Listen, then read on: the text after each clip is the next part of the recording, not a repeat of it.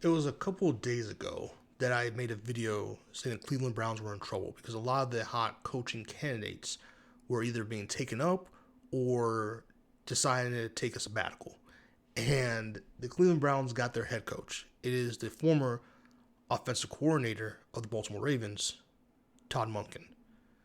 This hiring is interesting and has garnered a lot of attention, specifically from Emmanuel Acho, which was some of the worst take I've ever seen in my life, man. Like, Shedeur Sanders shouldn't listen to Todd Monken. What has Todd Monken done?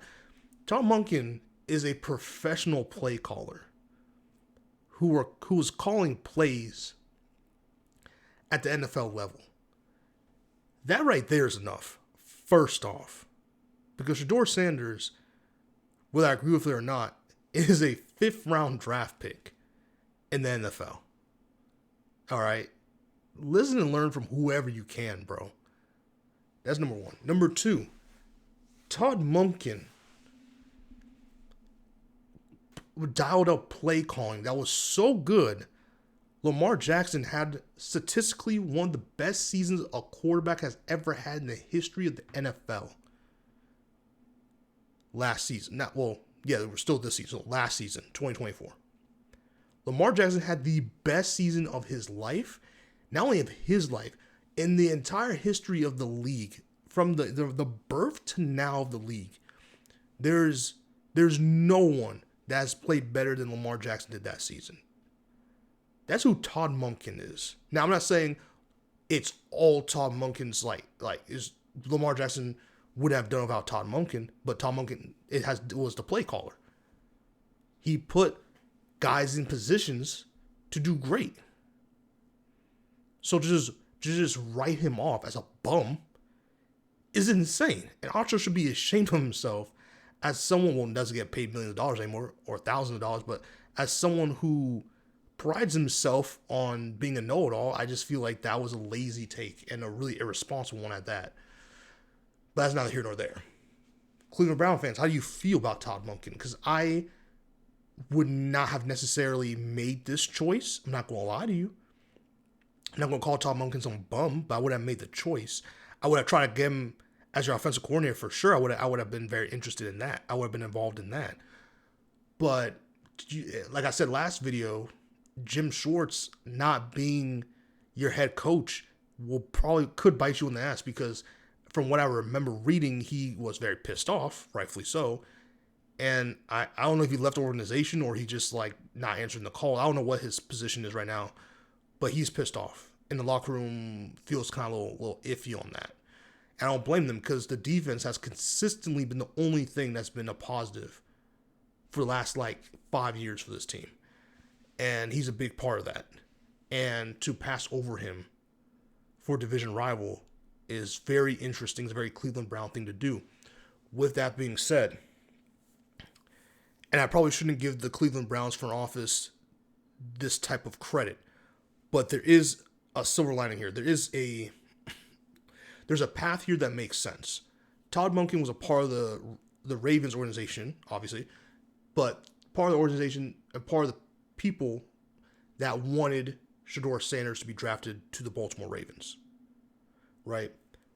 That's A. So that tells me two things. One, it tells me potentially the front office for the Cleveland Browns, or at least the GM, someone in the Cleveland Browns organization that makes decisions, wants to ride with Shedeur Sanders next year, or at least wants to try their best to ride with him next year, which means they might not draft a quarterback in this draft. They're going to draft position players, which I think is way wiser, okay? And that tells me they want a guy to come in to be the head coach that believes in Shedeur Sanders, that can unlock Shedeur Sanders, that can get the best version right now, a version that will say, hey, we're gonna extend this rookie, and he's gonna be our future quarterback. That's all Cleveland's looking for right now. Where is our future quarterback? Where's our guy for the next 10 years? Where is that guy? That's what they've been searching for a long time. In my opinion, they had it in Baker. That whole thing that's a different story. Neither here nor there. They're trying to look for their guy. Shedeur's best shot right now is Todd Monken. Todd Monken is his best shot. And I think Todd wanted Shedeur. He's excited about what Shedeur can do. He's obviously seen what a lot of us Shedeur fans has seen in his college tape, and saw what he did last season. And I know a lot of people want to highlight the weaknesses of Shedeur and say he was one of the worst quarterbacks in the NFL. But I think context matters, and I also think it matters to say he's a 5th round pick and he's being held at standards that Josh Allen should be held at, but he's not being held at. So you're going to hold a 5th round draft pick? Cleveland, you cannot be choosy. You signed Deshaun Watson to a $200 million guaranteed contract before you even knew he was, well, besides the fact that he's freaky, he tore his Achilles tendon. He's had multiple surgeries and injuries. It was not, by any stretch of the imaginations, a good pick up. It was not a good use of your money. You need to, at some point, develop a quarterback and give a quarterback a shot. You do.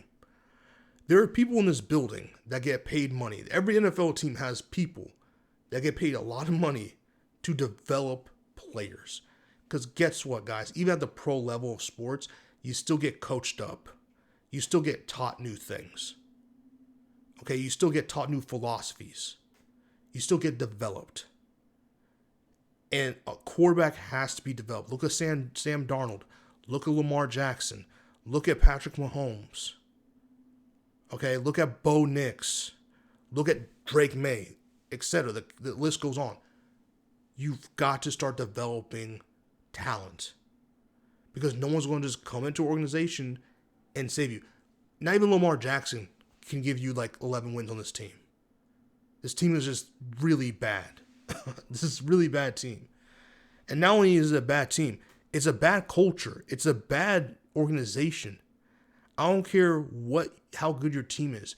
No team can outperform a terrible organization. They can't. If your ownership doesn't care or is terrible at owning a team, you're never going to win. You can't. Why do you think Robert Kraft is so damn successful? Okay?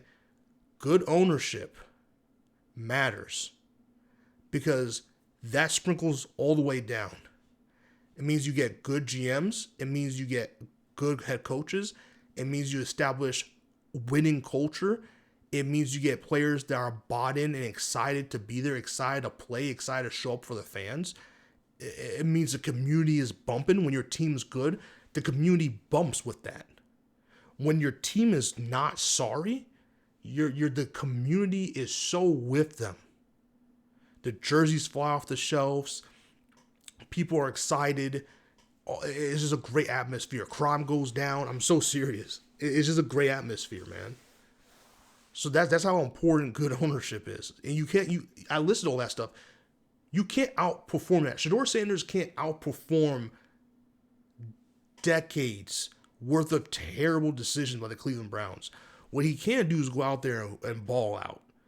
And I think with Todd Monken having a head coach that believes in him and that can dot up some play calls, especially with that duo tight ends that they have, a solid running game. They just need a better receiver play. They need better offensive line play, and that takes time and draft capital. That's what I'm saying. If you're the Browns, they wasted 2 draft picks on quarterbacks last year, and they didn't need to do that. They wasted a lot of salary cap on 5 quarterbacks. They didn't need to do that. Build up your players and then develop them and see what you got. I think this is good for Shedeur. Emmanuel Alcho is an idiot. And don't listen to Todd Monken. Why would I want to listen to Todd Monken? Shut up, man. Like, comment, subscribe, share. See y'all in the next one. Cleveland's, let me know. How do you feel about this hire? Peace.